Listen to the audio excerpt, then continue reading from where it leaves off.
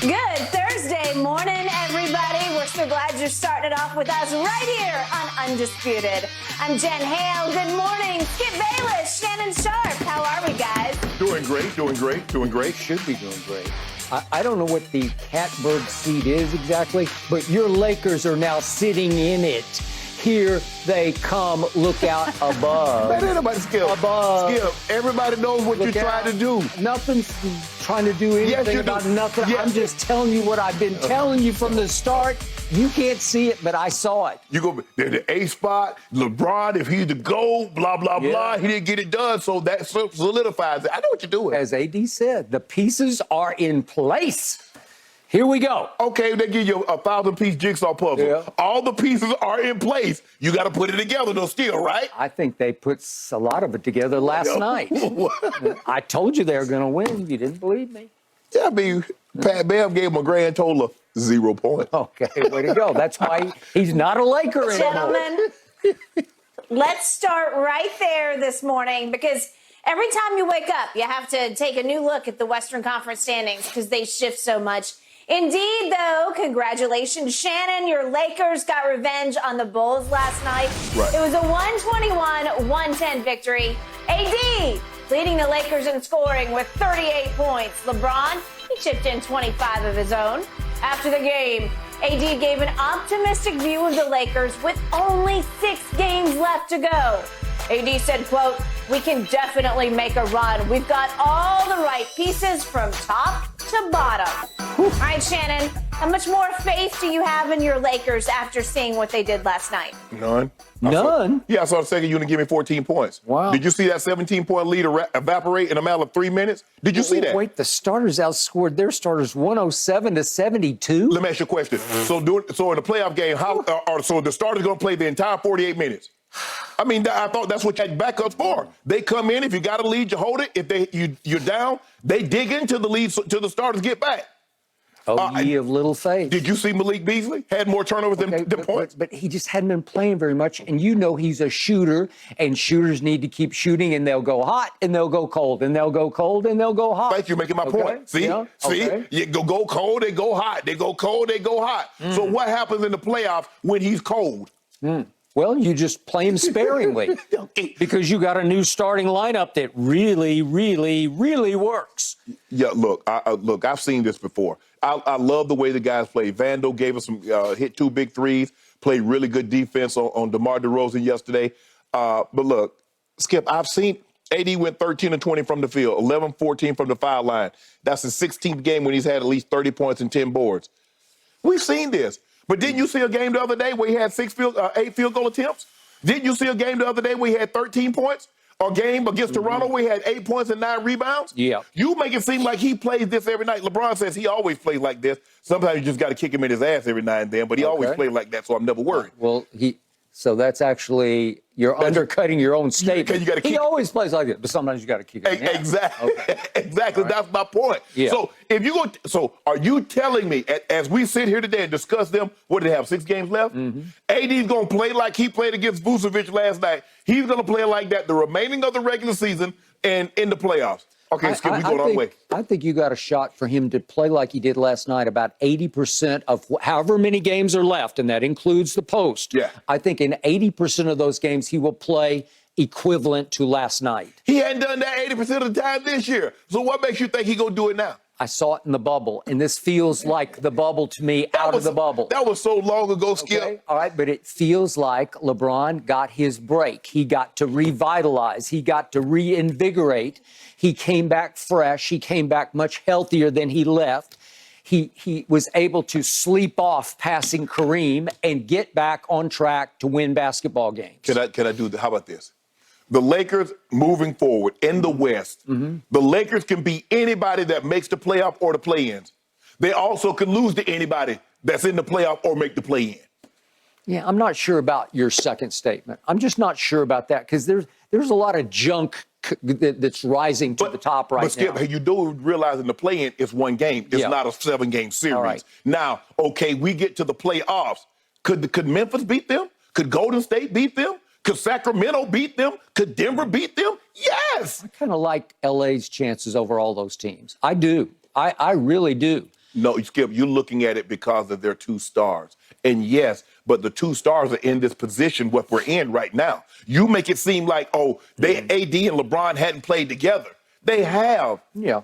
And the backup unit, and yesterday, the backup unit wasn't very good. 14 points. You just didn't need them to be very good, right? It was one of those nights where the starters started and the starters finished. But, Skip, you had a 17-point lead. I turn, go downstairs, take the dogs out, come back upstairs, and they're down a point. How? Okay. All right. And then what happened? Okay, they finished out strong in the second quarter, and they carried it over. Because normally the third quarter is the bugaboo. The third quarter normally like, hey, man, we did good the first half. Hey, guys, we'll kick it in the fourth quarter. Yep. So let's go let them go on. So that's progress, right? And they won the fourth quarter by 2 points. That's big progress. Yeah, but they was already up. I think they closed out the second quarter on like a 10-0 run. They got back in charge. Right. That's what happened. Skip, look, I like the Lakers. I'm not worried about LeBron. If you notice, I ain't even mentioned LeBron. I didn't mention that he only played a little over 31 minutes, and he had 25 points. Yeah, I didn't mention him because I'm not concerned about him. If AD gives me that, okay, now Skip, we might be on to something. But I just can't. I've just seen too much. I've seen too much inconsistency from AD because I know what he is. All right. Since you don't love your team, I will. I have told you since the trade deadline. I have not backed off. I have not wavered from this side of the table. I've told you I like this team. We're going to talk about Russell Westbrook, who had a night of nights last night, and I don't care. Team. I used to be a Clippers fan, but I'm not anymore because that was fool's gold. He was fool's gold when LeBron and AD said, we got to go get Russ. Nope. And you sat over there morning after morning after morning. We got to get out from under him. We're stuck with Russ. You got out from under him. You got out from under Pat Bev. I love Patrick Beverley. I love what he's made of. I love his heart, but he's just hard to handle for a coach, for the fandom. He's a distraction. He's more about him. He's more about making a spectacle of himself than being a teammate. He's hard to win with. God bless the Bulls. I think he did well for the very young T-Wolves last year. Right. He was sort of a leader for them. And then what happened? They lost in the first round, obviously, to Memphis. But the point is, I like your basketball team, and I love that LeBron has come back refreshed, sort of the way he went to the bubble, very refreshed. How many years ago is that now? Is that 3 or 2 years ago? Yeah, two, whatever. But the point is, last night was very significant to me. I told you Monday, after the Bulls had embarrassed them in LeBron's return on Sunday, the Lakers weren't ready for the Bulls on Sunday because the Bulls had won 6 out of 7 on the road. And LeBron did not announce that he was going to play until like 3 minutes before the game. And all of a sudden they're like, wait, you're going to play with us? We're rolling, man. Right. We just won 3 in a row. And they couldn't figure it out fast enough against a very good basketball team. Right.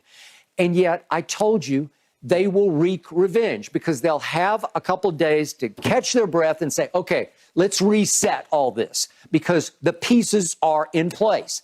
And I'm going to read this line from Anthony Davis after the game because I really agree with it. I appreciate the fact that he acknowledged this.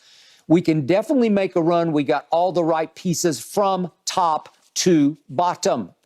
Okay, that's the truth about this team because the bench that you disqualify from last night, there's talent up and down the line. You got Hachimura, you got Schroeder, you got Lonnie Walker, you got pieces to the puzzle that didn't need to contribute last night, but will when it's time for them to contribute. All right, what happened last night that was significant? 2 huge developments. They have started 79 different lineups this year. Yeah. 79 different lineups? You're kidding. Last night was the first time they started this lineup. It was significant because LeBron was raving after the game in ways he rarely does about this lineup. It was LeBron after the game who said, I think the number one thing is we have multiple ball handlers. So no one has to feel stressed handling the ball every possession. See LeBron James. Right. He got tired of, I don't want to do it all the time. Let me switch off a little bit. Right. D'Lo can handle the ball. D'Lo's a talent. Austin Reeves is proving right before your very eyes he belongs in this league and in this lineup, right? Yes. And then, speaking of Austin Reeves, he had a good quote about, he said about the starting lineup last night, when you have that much talent on the court, Bron, AD, D'Lo especially, and then you kind of fit me and Vando, as in Vanderbilt, in there, hustle guys who play the right way, then you've got something. You do. Right. You got something.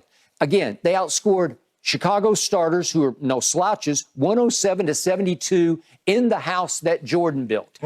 That's impressive to me because you fought fire with fire.